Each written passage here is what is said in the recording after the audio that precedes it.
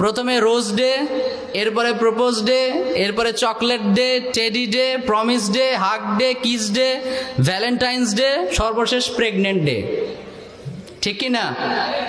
ওই ভ্যালেন্টাইন্স পর্যন্তই আমরা জানি, কিন্তু পরের পর্বটা কি? Pregnant day.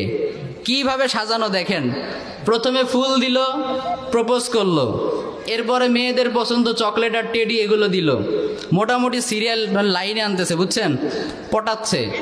এরপরে প্রমিস ডেতে গিয়ে প্রমিস করবে, জান আমি পৃথিবী ছেড়ে দেব কিন্তু তোমাকে ছাড়বো না, এরকম বলে না? তোমার জন্য জীবন বাজি রেখে দিব, এই করব সেই করব, আকাশের চাঁদ নিয়ে আসবো।